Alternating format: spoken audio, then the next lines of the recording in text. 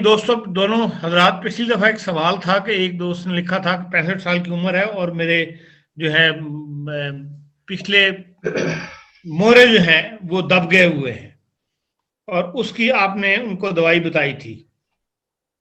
کمر کے مورے جو ہیں وہ دھس گئے ہوئے ہیں اور آپ نے اس کے لیے جواز چیز کی. اب وہ یہ کہتے ہیں کہ بھئی وہ مورے جو ہیں وہ گھوڑ سواری کی وجہ سے دب گئے ہوئے ہیں, کسی اندرونی بیماری کی وجہ سے نہیں ہے, بلکہ گھوڑ سواری جوانی میں گھوڑ سواری کے دوران متعدد بار گرنے سے اندر دھس گئے ہیں.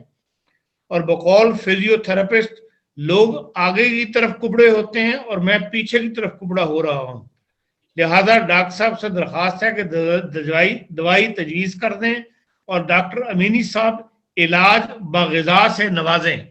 شکریہ.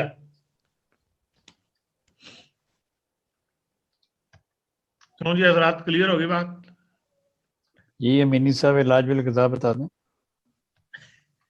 یہ ہے کہ گھوڑے سے گرنے سے اگر یہ چلے جاتے ہیں تو اس کا مطلب ہے کہ ہڈیاں کمزور ہیں, تو تبھی کہ جاتی ہیں, ورنہ وہ روزانہ کوئی کھلاڑی جو ہے وہ گرتے بھی ہیں اور پھر دوبارہ سے ٹھیک ہو جاتے ہیں. مگر یہ کون سی عمر میں گرے تھے اور کتنا ٹائم لگ گیا ہے, ہڈیاں کیوں نہیں مضبوط ہوئیں, اس سے پہلے کیوں اتنی کمزور تھیں, یہ ہمارے بھی بہت زیادہ سوال ہیں. مگر یہ ہے کہ ہڈیوں کو مضبوط کرنے کے لیے سب سے زیادہ جو ضروری ہوتا ہے وہ دودھ ہوتا ہے, اور دودھ کے ساتھ سٹرک کا جوڑ نہیں ہے, تو لہٰذا دودھ کا استعمال زیادہ کریں. اگر کوئی پرابلم دودھ سے ہوتی ہے تو فوراً مطلع کریں, مگر بصورت دیگر کیونکہ ہڈیاں مضبوط دودھ سے ہی ہوتی.